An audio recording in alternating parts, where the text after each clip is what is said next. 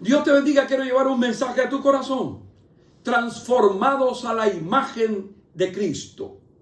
El apóstol Pablo dijo en la segunda carta a los Corintios 3:18: por tanto, nosotros todos, mirando a cara descubierta como en un espejo la gloria del Señor, somos transformados de gloria en gloria en la misma imagen como por el Espíritu del Señor. La Nueva Versión Internacional lo dice de esta manera: así todos nosotros, que con el rostro descubierto reflejamos como un espejo la gloria del Señor, somos transformados a su semejanza con más y más gloria por la acción del Señor, que es el Espíritu. Estamos hablando de un hombre que también dijo una frase memorable hablándole a su hijo amado Timoteo. En 1 Timoteo capítulo 1: doy gracias al que me fortaleció, a Cristo Jesús nuestro Señor, quien me tuvo por fiel, poniéndome en el ministerio, habiendo yo sido antes blasfemo, perseguidor, injuriador. De modo que Cristo había transformado al apóstol Pablo. Vean, el apóstol se había referido primero a él mismo y luego el Espíritu Santo lo llevó a escribir acerca de la salvación gloriosa de la cual él fue un notable beneficiario, como lo somos tú y yo. Ciertamente fue una conexión muy adecuada y oportuna para colocar allí este texto del Evangelio glorioso, lo que Pablo predicaba y también creía y se observaba a sí mismo. Él mismo le dijo a los pecadores: sí, Cristo murió por los pecadores, de los cuales yo soy el primero.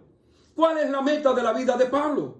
Llegar a ser como Cristo, por supuesto. Y debe ser también la meta que tú y yo tengamos, porque tenemos como paradigma y modelo a Jesucristo, el incomparable, el inagotable, insustituible, el inmutable e invencible Dios.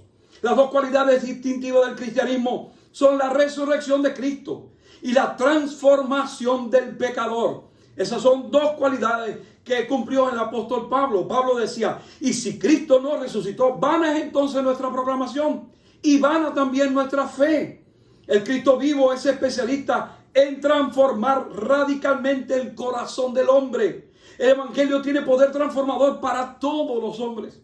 Porque no me avergüenzo, decía el libro de los Romanos, del Evangelio, porque es poder de Dios para salvación a todo aquel que cree, al judío primeramente y también al griego. El plan original de Dios es transformar sobrenaturalmente a los discípulos de Cristo mediante la íntima relación con el Señor. La intimidad con Dios produce una experiencia única, transformadora, que impacta a todos.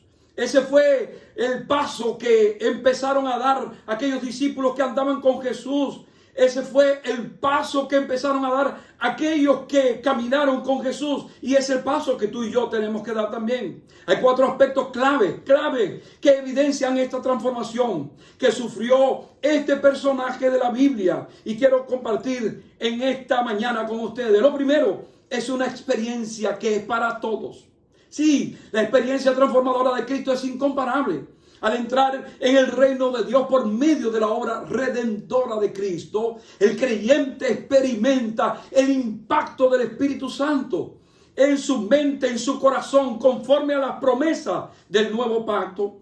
Después de aquellos días, dice el Señor, ¿recuerdan? Hebreos capítulo 8, versículo 10, hablando también del Antiguo Testamento: pondré mis leyes en la mente de ellos y sobre su corazón las escribiré, y seré a ellos por Dios y ellos serán a mí por pueblo.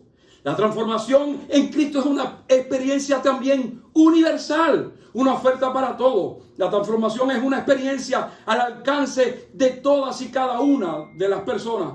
Por tanto, decía, nosotros todos, mirando a cara descubierta como en un espejo la gloria del Señor, somos transformados de gloria en gloria en la misma imagen como por el Espíritu del Señor. Nosotros todos. Dios tiene un propósito especial para cada persona.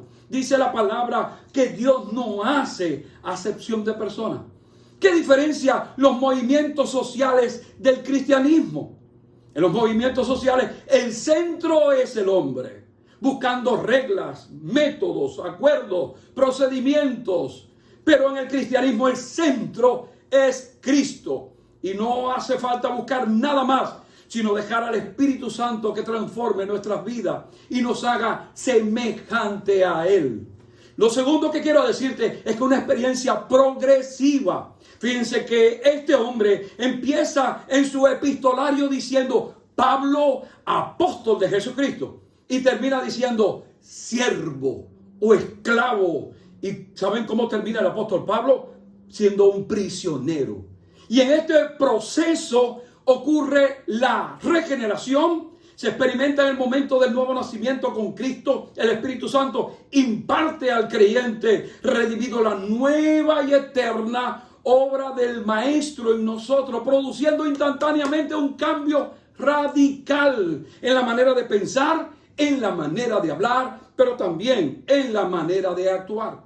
La renovación. Se experimenta una renovación al andar con Cristo. El Espíritu Santo moldea progresivamente el estilo de vida del creyente redimido, crucificando las obras de la carne, implantando en nosotros el carácter de Cristo. Y también la reproducción se experimenta al asumir nuestro llamado en Cristo. Sí, el Espíritu activa un potencial que hay en nosotros, un potencial del creyente redimido para que pueda producir la vida de Cristo también en otras personas y dejar que la gracia de Dios fluya de una manera muy especial. Lo tercero es que es una experiencia cristocéntrica. Sí, la transformación se manifiesta dentro y de adentro hacia afuera, tanto interna en el corazón como externa en la conducta, modelando al discípulo a la imagen perfecta de Jesucristo. No existe otro modelo apropiado en el reino de Dios, solo Jesucristo, su unigénito Hijo. Dice la palabra que somos transformados de gloria en gloria, en la misma imagen, Reflejar la imagen de Cristo es la meta suprema de la experiencia cristiana, porque somos hechura suya, decía el apóstol Pablo en Efesios capítulo 2, versículo 10. Somos hechura suya, o sea, somos el hilo de esa misma tela, creados en Cristo Jesús para buenas obras, las cuales Dios preparó de antemano para que anduviésemos por ella. La genuina experiencia de transformación en Cristo es andar en el carácter de Cristo, manifestando el fruto del Espíritu. Amor, paz, paciencia, benignidad, bondad, fe, mansedumbre y templanza. En la actualidad la gente quiere más conocimiento, más posición, más popularidad, más prosperidad. Pero a la gente le cuesta trabajo vivir la vida de Cristo.